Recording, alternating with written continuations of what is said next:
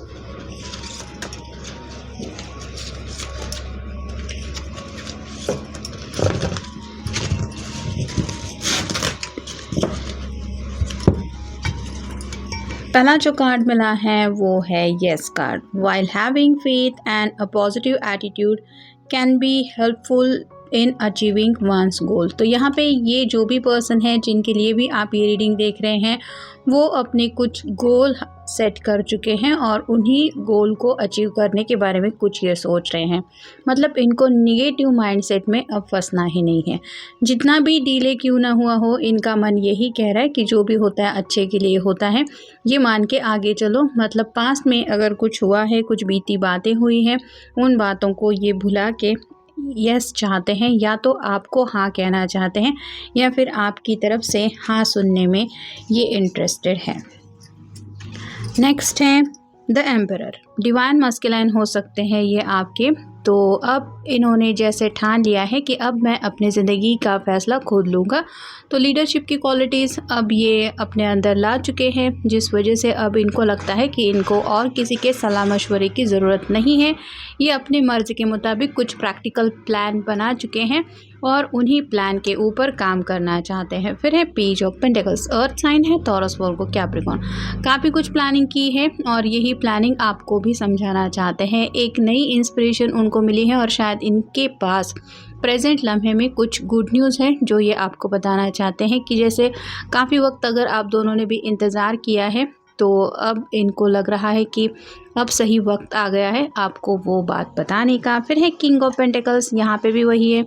अब ये person completely आपके लिए कितना ज़्यादा फेथफुल है ये आपको बताना चाहते हैं। कोई फादर फिगर हो सकता है, इनके बड़े भाई वगैरह हो सकते हैं, या फिर फैमिली में से कोई पर्सन हो सकता है जिसका सपोर्ट शायद इनको मिल रहा है। और जैसे यहाँ पे बॉन्डिंग दिखाई दे रही है, वैसे ही फैमिली का अगर सपोर्ट मिल रहा है तो अब इनको लग रहा है कि अब मुझे अपनी खुशियां हासिल करने में देर नहीं लगेगी।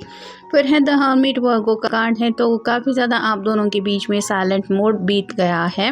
तो इन्होंने उस वक्त में काफ़ी अपने सवालों के जवाब ढूंढ निकाले हैं। कुछ ऐसी बातें हैं जिनके जवाब उनको जानने में काफ़ी वक्त लगा, लेकिन जैसे अंदर से अब इनको वो सवालों के जवाब सुकून दिला चुके हैं तो अब इनके मन में कोई भी डाउट नहीं है, सब कुछ क्लैरिटी इनको मिल गई है। फिर है ten of wands. Heavy burden से ये पर्सन गुजर चुके हैं। यहाँ पे टू मच रिस्पॉन्सिबिलिटी इनके ऊपर हो सकती है, जैसे ये अकेले ही है जो ये सब बुक्स उठा के ले जा रही है, वैसे ही हो सकता है कुछ फैमिली की जिम्मेदारियाँ थी जिस वजह से शायद ये उस तरह से आगे नहीं बढ़ पा रहे थे जैसे चाहते थे या चाहती थी। तो जो भी बातें हैं वो मसले ऑलमोस्ट इन्होंने सॉर्ट आउट किए हैं या फिर उनका कुछ सोल्यूशन मिल गया है। और फाइनल कार्ड है टू ऑफ कप्स। तो अब ये पर्सन इस रोमांटिक रिलेशनशिप में आगे बढ़ना चाहते हैं या चाहती हैं। तो यूनियन के ख्याल इनको काफ़ी ज़्यादा सता रहे हैं। मतलब अगर काफ़ी वक्त से आप दोनों एक दूसरे से नहीं मिले हैं तो ये मिलने की चाहत रखते हैं। अब देखेंगे ओरेकल कार्ड्स। हिम्मत से काम लेना चाहते हैं। जैसे अब तक अगर आगे बढ़ने से हिचकिचा रहे थे, मुझे नहीं पता आगे क्या होगा, कैसे होगा, ये प्रॉब्लम आएगा तो मैं क्या करूँगा या क्या करूँगी, ऐसे अगर कई सवाल इनके दिलो दिमाग में थे तो अब इन्होंने खुद उन सवालों का सामना किया है और अपने अंदर ये हौसला वो महसूस कर रहे हैं कि चाहे जो कुछ भी हो उससे पार हो के मैं अपनी मंजिल तक पहुंच जाऊंगा या पहुंच जाऊंगी। फिर है लाइट। कई बार ऐसा होता है कि हम परेशानियों से घिर जाते हैं और कोई ऐसा छोटा सा जवाब भी हमें आगे की मंजिल की तरफ बढ़ने के लिए एक रास्ता दिखाता है। वैसे ही आप कह सकते हैं इनको शायद कोई उम्मीद की एक किरण नज़र आ रही है और उसी किरण को पकड़ के हुए ये आगे बढ़ना चाहते हैं अपनी खुशियों को पाने के लिए, क्योंकि अगला ही कार्ड मिला है प्रॉस्पेरिटी। इनके दिलो दिमाग में अब यही चल रहा है कि अब मुझे नेगेटिव माइंडसेट में फंसना ही नहीं है। जो कुछ भी बीत गया, जो कुछ भी हो गया वो बीता पल है। अब उस के बारे में सोच विचार करके या फिर डिस्कशन करके कुछ फ़ायदा नहीं है। अब आगे की फ्यूचर को लेके सोचना है। जो भी प्रॉस्पेरिटी, जो भी खुशियाँ चाहिए उनकी तरफ कैसे एज सुन एज पॉसिबल बढ़ा जा सकता है, इसी के ऊपर फोकस होना चाहिए। शायद आपको भी हो सकता है यही सब बातें वो अपने तरीके से समझाना चाहते हैं। फिर है ब्लूम। जैसे एक छोटा सा फूल भी सूरज की रोशनी में काफ़ी ज़्यादा खिलखिला उठता है, वैसे ही इनको भी ज़िंदगी का एक अलग पॉइंट ऑफ व्यू महसूस हो रहा है और ये भी ज़िंदगी का हर एक लम्हा जीना चाहते हैं। बाकी बातों के बारे में इनको सोचने में अपना वक्त नहीं गंवाना है। फिर है ग्रोथ। डे बाय डे छोटे छोटे कदम उठा के ही सही, लेकिन जैसे छोटा बच्चा ही अगर हम काउंट करें तो डायरेक्टली तो वो चलने नहीं लगता, उसके बेबी स्टेप्स होते हैं, लेकिन वो चलते चलते एक वक्त ऐसा आता है कि जो अपने हिसाब से चलने लगता है या फिर अपना बैलेंस हासिल करने लगता है कि वो चलते चलते गिरता नहीं है। तो ये उसकी ग्रोथ होती है अपने ज़िंदगी के सफ़र में। वैसे ही आपके पर्सन को भी समझ में आ गया है कि छोटे छोटे कदम बढ़ाते हुए मंजिल की तरफ ऑलरेडी इन्होंने जो सफ़र शुरू किया है वो उनको उस मंजिल के करीब करीब ही ले जा रहा है, जिस बात के ऊपर शायद इन्होंने फोकस नहीं किया था। लेकिन अब जब एहसास हो रहा है कि अब मंजिल उतना भी दूर नहीं है जितना पहले थी, तो ये थोड़ा दिल से खुशी भी महसूस कर रहे हैं।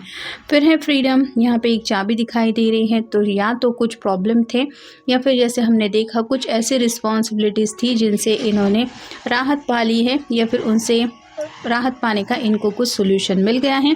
और फाइनल कार्ड है फॉर्चून। आने वाले फ्यूचर को लेके काफ़ी ज़्यादा एक्साइटेड है।